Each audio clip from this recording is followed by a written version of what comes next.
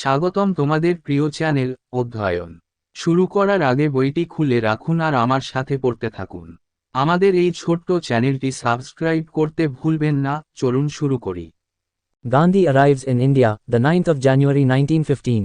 Gandhi had begun to feel that his mission in South Africa was over and he should now return to India. At that time Gokhale was in London and he wanted that Gandhi should meet him first before he returned to India. Accordingly, in July 1914 Gandhi, Kasturbai and Kalembach sailed for England. By the time they reached London, the 6th of August 1914, First World War had been declared. Gandhi ভারতে আগমন করেন 9ই জানুয়ারি 1915। গান্ধী মনে করতে শুরু করেছিলেন যে দক্ষিণ আফ্রিকায় তার মিশন শেষ হয়েছে এবং তার এখন ভারতে ফিরে আসা উচিত। সেই সময় গোখলে লন্ডনে ছিলেন এবং তিনি চেয়েছিলেন যে ভারতে ফেরার আগে গান্ধী তার সাথে প্রথম দেখা করুন। তদনুসারে 1914 সালের জুলাই মাসে গান্ধী, কস্তুরবাই এবং ক্যালেনবাগ ইংল্যান্ডের উদ্দেশ্যে যাত্রা করেন। তারা লন্ডনে পৌঁছানোর সময় 6ই আগস্ট 1914 প্রথম বিশ্বযুদ্ধ ঘোষণা করা হয়েছিল। Gandhi's part in the war. On reaching London, Gandhi discovered that Gokhale was stranded in Paris, where he had gone for health reasons, and all communication between Paris and London had been cut off. Gandhi did not want to leave without meeting Gokhale. But what could Gandhi do in the meanwhile? English students were volunteering to serve in the army and Gandhi felt that the Indians should do no less. Thus a meeting of Indians was called and Gandhi expressed the view that Indians residing in England ought to help Britain in war effort and that England's difficulty should not be turned into India's opportunity. He insisted on rendering all possible help and organized an ambulance corps which, in spite of all difficulties, helped the British in their time of need. The British authorities later thanked Gandhi by honoring him with Kaiser-e-Hind Gold Medal in 1915. While in London, Gandhi met Sarojini Naidu for the first time. She was also involved in war effort through a ladies' club, the Lyceum, that had taken up the cause of manufacturing clothes for the soldiers. Soon Gandhi had an attack of pleurisy and due to its persistence, he decided to return home to India. যুদ্ধে গান্ধীর অংশ লন্ডনে পৌঁছে গান্ধী আবিষ্কার করেন যে গোখলে প্যারিসে আটকা পড়েছেন, যেখানে তিনি স্বাস্থ্যগত কারণে গিয়েছিলেন এবং প্যারিস ও লন্ডনের মধ্যে সমস্ত যোগাযোগ বিচ্ছিন্ন হয়ে গেছে। গান্ধী গোখলের সাথে দেখা না করে চলে যেতে চাননি, কিন্তু এর মধ্যে গান্ধী কি করতে পারতেন? ইংরেজ ছাত্ররা স্বেচ্ছাসেবক হয়ে সেনাবাহিনীতে কাজ করছিলেন এবং গান্ধী মনে করেছিলেন যে ভারতীয়দেরও কম করা উচিত নয়।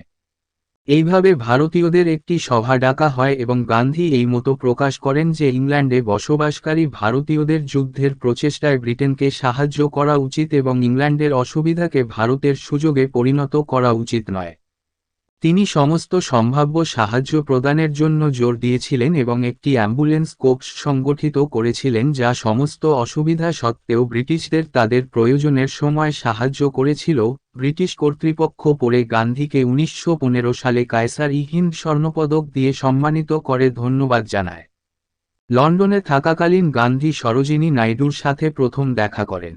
তিনি একটি মহিলা ক্লাব, লিসিয়ামের মাধ্যমে যুদ্ধের প্রচেষ্টায় জড়িত ছিলেন, যেটি সৈন্যদের জন্য পোশাক তৈরির কারণ গ্রহণ করেছিল।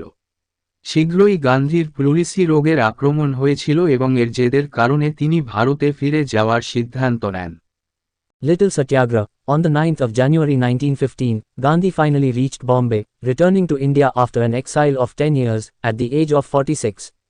The receptions organized at Bombay gave Gandhi the opportunity to offer what he called Little Satyagraha. In addition to Gokhale's reception, one was also thrown by the Gujarati party where everyone spoke in English including Jinnah, who was also a Gujarati. However, Gandhi registered his protest by replying in Gujarati. ছোট সত্যাগ্রহ 9ই জানুয়ারি 1915 তারিখে গান্ধী অবশেষে বোম্বে পৌঁছেন। 46 বছর বয়সে 10 বছরের নির্বাসন শেষে ভারতে ফিরে আসেন। বোম্বেতে আয়োজিত সংবর্ধনা গান্ধীকে ছোট সত্যাগ্রহ বলে দেওয়ার সুযোগ দেয়। গোখলের অভ্যর্থনা ছাড়াও একটি গুজরাটি পার্টিও ছুড়ে দিয়েছিল যেখানে জিন্নাহ, যিনি একজন গুজরাটিও ছিলেন, সহ সবাই ইংরেজিতে কথা বলেছিল। তবে গান্ধী গুজরাটি ভাষায় জবাব দিয়ে তার প্রতিবাদ জানালেন। Gokhale, the political guru from Bombay, Gandhi went to Pune where Gokhale had arranged Gandhi's meeting with members of Servants of India Society. Though Gokhale eagerly wanted Gandhi to join the society, he could not join on account of opposition by certain members owing to difference in Gandhi's methods of work and theirs. The moderate leader Gokhale was also Gandhi's political guru in India. He took from Gandhi a promise that he should travel the country for gaining experience and should not express any opinion on public question for the first 1 year. This was also in keeping with Gandhi's own style of never intervening in a situation without first studying it meticulously.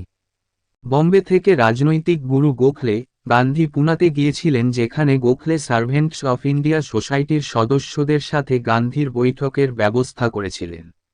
যদিও গোখলে আগ্রহের সাথে গান্ধীকে সোসাইটিতে যোগ দিতে চেয়েছিলেন, তবে গান্ধীর কাজের পদ্ধতি এবং তাদের কাজের পার্থক্যের কারণে কিছু সদস্যের বিরোধিতার কারণে তিনি যোগ দিতে পারেননি। মধ্যপন্থী নেতা গোখলেও ভারতে গান্ধীর রাজনৈতিক গুরু ছিলেন। তিনি গান্ধীর কাছ থেকে একটি প্রতিশ্রুতি নিয়েছিলেন যে তিনি অভিজ্ঞতা অর্জনের জন্য দেশ ভ্রমণ করবেন এবং প্রথম 1 বছর জনসাধারণের প্রশ্নে কোনো মতামত প্রকাশ করবেন না।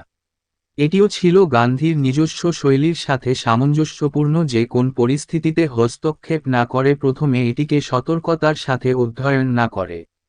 Advent of Satyagraha in India. From Pune, Gandhi left for Rajkot to meet his relatives. On his way, he came to terms with the Viramgam customs line, a tariff cordon between the Kathiawar states and British India, and the hardships faced by railway passengers on account of it. The passengers were routinely harassed by the officials. Gandhi took up the cause and started preparing people to offer Satyagraha.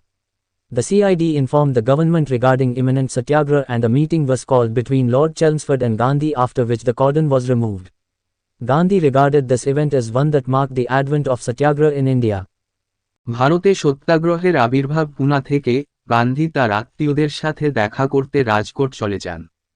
তার পথে তিনি ভিরামগাম customs line, কাঠিয়াওয়ার রাজ্য এবং British ভারতের মধ্যে একটি শুল্ক cordon এবং এর কারণে রেলযাত্রীদের অসুবিধার সাথে চুক্তিতে এসেছিলেন। কর্মকর্তাদের দ্বারা নিয়মিত হয়রানির শিকার হন যাত্রীরা। গান্ধী কারণটি গ্রহণ করেছিলেন এবং সত্যাগ্রহের জন্য লোকদের প্রস্তুত করতে শুরু করেছিলেন। সিআইডি আসন্ন সত্যাগ্রহ সম্পর্কে সরকারকে অবহিত করেছিল এবং লর্ড চেমসফোর্ড এবং গান্ধীর মধ্যে একটি বৈঠক ডাকা হয়েছিল যার পরে কর্ডন অপসারণ করা হয়েছিল। গান্ধী এই ঘটনাটিকে ভারতে সত্যাগ্রহের আবির্ভাব হিসাবে চিহ্নিত করেছিলেন।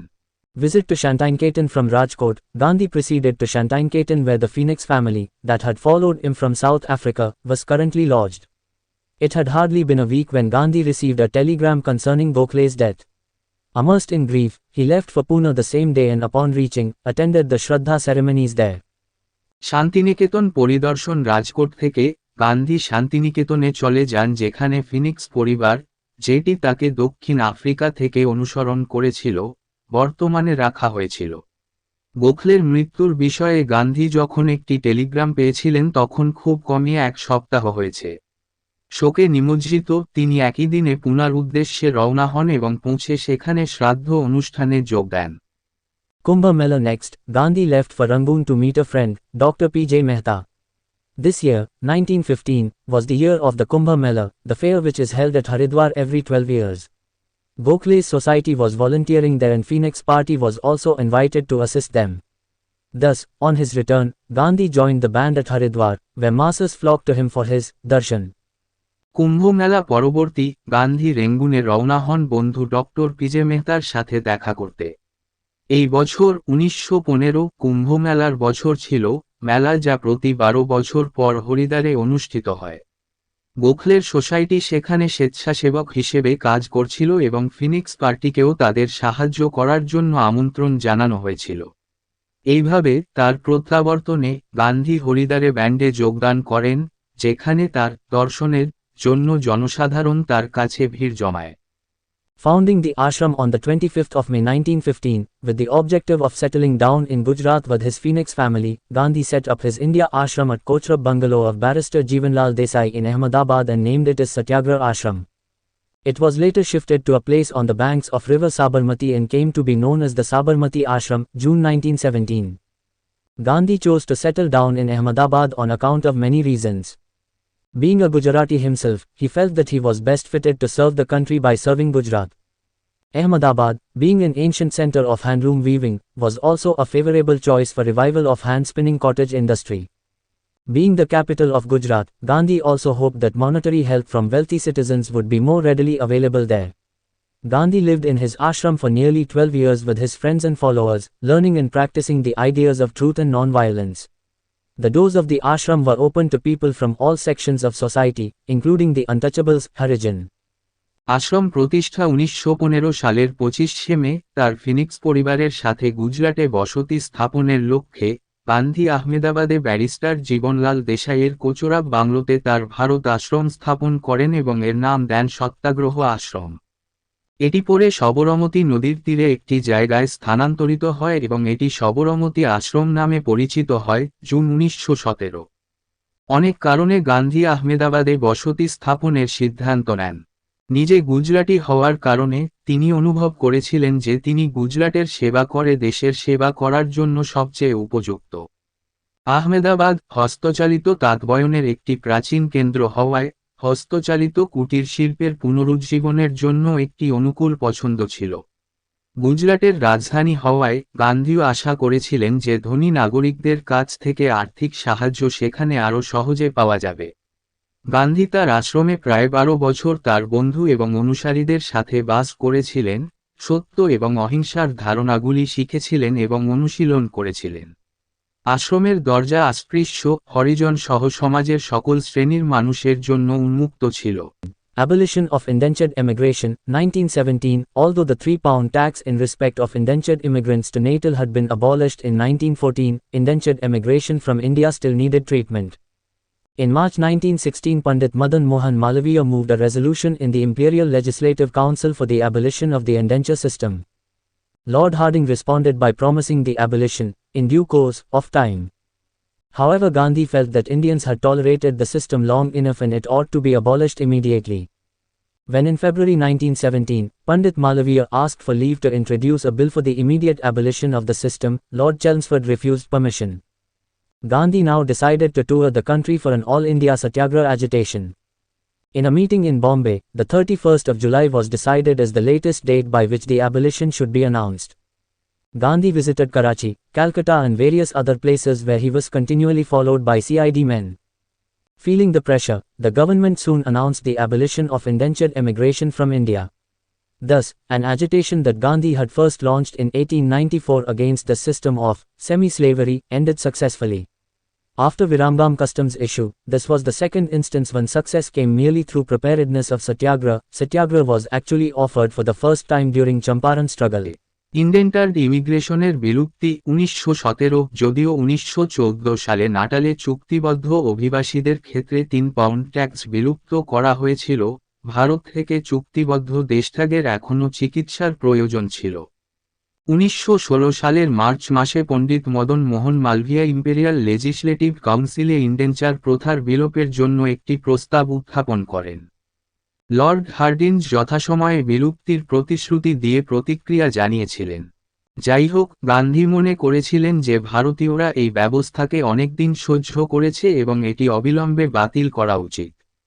যখন 1917 সালের ফেব্রুয়ারিতে পণ্ডিত মালভিয়া এই ব্যবস্থার অবিলম্বে বিলোপের জন্য একটি বিল উত্থাপন করার জন্য ছুটি চেয়েছিলেন, লর্ড চেমসফোর্ড অনুমতি প্রত্যাখ্যান করেছিলেন। গান্ধী এখন সর্বভারতীয় সত্যাগ্রহ আন্দোলনের জন্য দেশ সফর করার সিদ্ধান্ত নেন। বম্বেতে এক বৈঠকে 31শে জুলাই সর্বশেষ তারিখ হিসাবে সিদ্ধান্ত নেওয়া হয়েছিল যেটির দ্বারা বিলুপ্তির ঘোষণা করা হবে। গান্ধী করাচি, কলকাতা এবং অন্যান্য বিভিন্ন স্থান পরিদর্শন করেন যেখানে তাকে ক্রমাগত সিআইডি সদস্যরা অনুসরণ করতেন। চাপ অনুভব করে সরকার শীঘ্রই ভারত থেকে ইন্ডেন্টার্ড ইমিগ্রেশন বাতিল করার ঘোষণা দেয়। এইভাবে এই আধা দাসত্ব ব্যবস্থার বিরুদ্ধে গান্ধী প্রথম যে আন্দোলন শুরু করেছিলেন তা সফলভাবে শেষ হয়েছিল। ভিরামগাম কাস্টমস ইস্যুর পরে এটি ছিল দ্বিতীয় দৃষ্টান্ত যখন সাফল্য শুধুমাত্র সত্যাগ্রহের প্রস্তুতির মাধ্যমে এসেছিল। সত্যাগ্রহ আসলে প্রথমবারের মতো চম্পারণ সংগ্রামের সময় দেওয়া হয়েছিল। Gandhi maintained distance from the Home Rule movement of 1916. When Annie Besant approached him to join her in starting a Home Rule League, he refused on the ground that he did not wish to embarrass the British government during their time of difficulty. First World War was going on. Similarly, though Gandhi attended the October 1916 Lucknow session of the Congress, he took care not to associate himself with either the moderates or the extremists. Gandhi 1916 সালের home rule আন্দোলন থেকে দূরত্ব বজায় রেখেছিলেন। যখন Annie Besant তার সাথে home rule League শুরু করার জন্য তার সাথে যোগদান করেছিলেন, তখন তিনি এই কারণে প্রত্যাখ্যান করেছিলেন যে তিনি ব্রিটিশ সরকারকে তাদের অসুবিধার সময় বিব্রত করতে চান না। প্রথম বিশ্বযুদ্ধ চলতেছিল। একইভাবে, যদিও গান্ধী 1916 সালের অক্টোবরে কংগ্রেসের লখনউ অধিবেশনে যোগ দিয়েছিলেন, তবে তিনি নিজেকে মধ্যপন্থী বা চরমপন্থীদের সাথে যুক্ত না করার যত্ন নেন। এখানেই এই ভিডিওটি শেষ করলাম। পরবর্তী ভিডিওতে আমরা বাকিটা পড়ব।